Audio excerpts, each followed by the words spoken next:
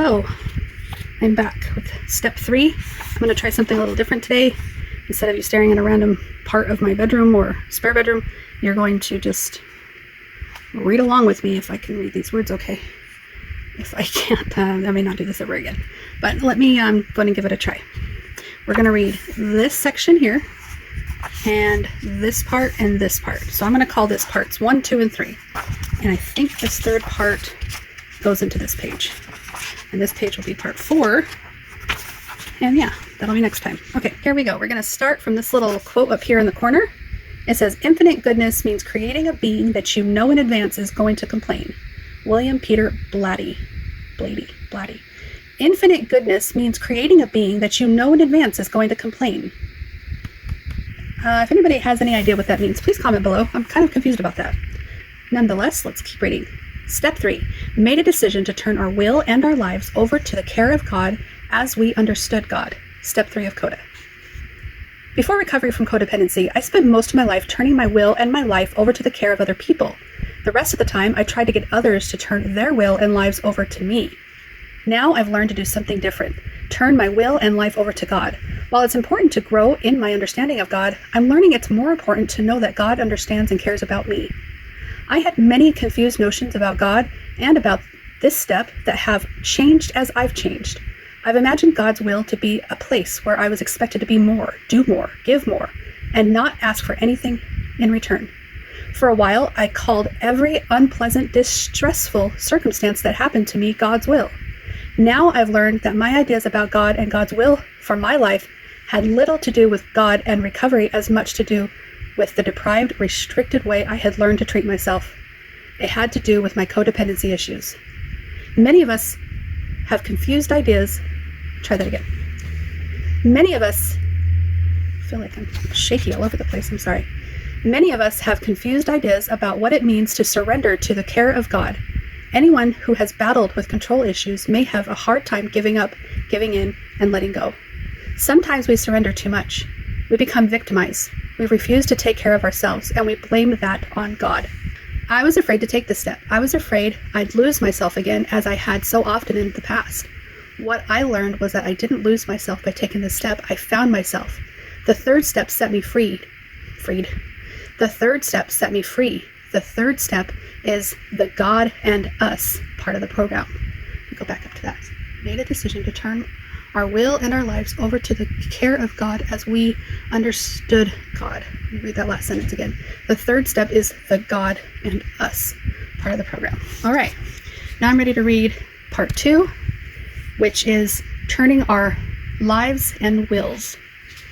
Turning over our lives and wills. I feel like I can't read very well like this. Sorry, guys.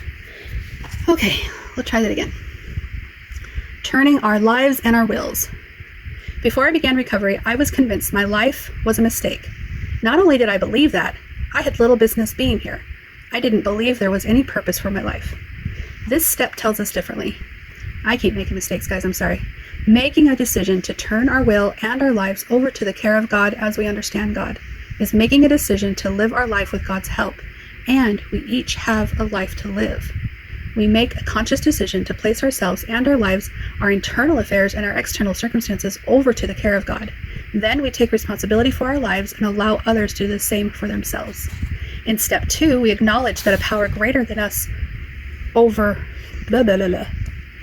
In step 2, we acknowledge that a power greater than ourselves can restore us to sanity. In this step, we do what needs to be done to let God do that. We turn ourselves over to God's care, then we do our part by learning to take care of ourselves. I'm not really sure I'm liking this too much. It's kind of hard to read in the camera, and then if I try to read without the camera, I feel like I'm too far away for you guys.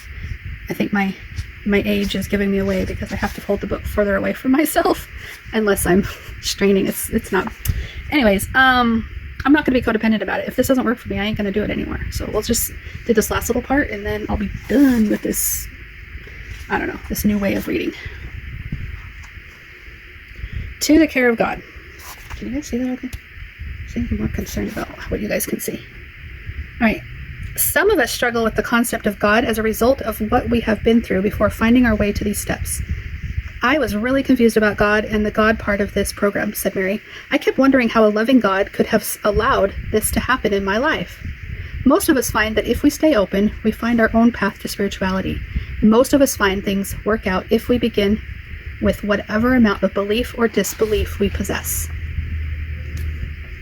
When things started to change for me in Al-Anon was when I began to conceptualize that surrendering wasn't failure, said Marcia. Marcia is the woman whose mother kept attempting suicide. At first, I intellectualized that. Then I moved into emotional phase of surrender. When I did, I was flooded by memories of home, of all the times I wanted to say no, but was afraid to. I started off easy. I started to say no, stand up for myself, and gradually began to see that lightning didn't strike me and I wasn't killed when I did. I moved into listening to other people and realized that many had gone through the same things I had. I used the power of the program and the fellowship. I figured that I wasn't any better than these people. I figured I could be no worse than them either, which led to the idea that maybe I could do this recovery too. My dogs are barking. Once I surrendered, things got easier. The third step became Once I surrendered, things got easier. The third step became beneficial. I was able to take it once I saw the word care in there. My life has changed. I can say no and not be afraid. The fear of being alone has passed. I was alone for 7 years before marrying again. My relationship with my higher power has a lot to do with feeling better about myself and not feeling alone. I used to be afraid. Now I take the risks to go to places and do things that are new. Sometimes I ignore the steps in my daily life. Then I get in trouble, which for me means I butt into other people's lives. I revert to caring about what is happening to others more than caring about myself. I can go through the day and not know what I felt or what I cared about. I get into trouble when I think I'm the power. In my childhood, I was the power in my mother's life. I get into the intellectual thinking that I'm all powerful. When I let go, this is much better. I ask God to help me do His will.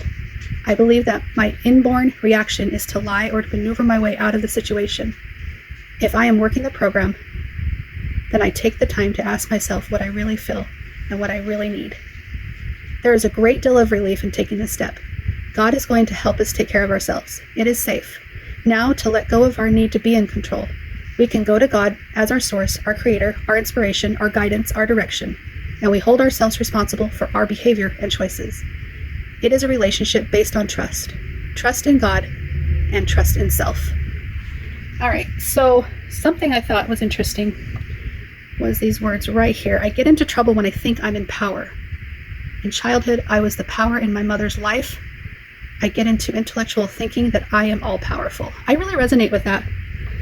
I get into thinking that I'm in control with my marriage sometimes, and it makes me feel like I'm above my husband, or that I'm at least in control. And I think that's a stark contrast to how I used to feel.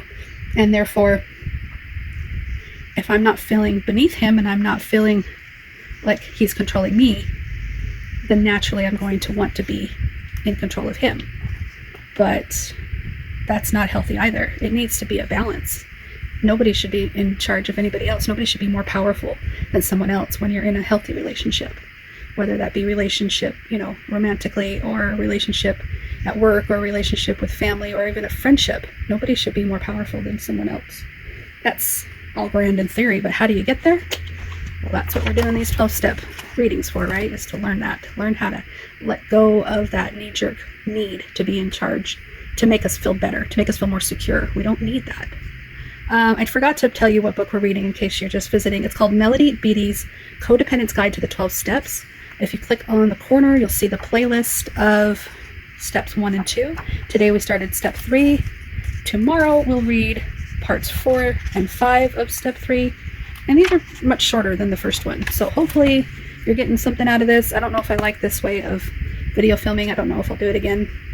Everything is hurting from stretching and trying to read, and I'm not very good at this. So please pardon my faux pas.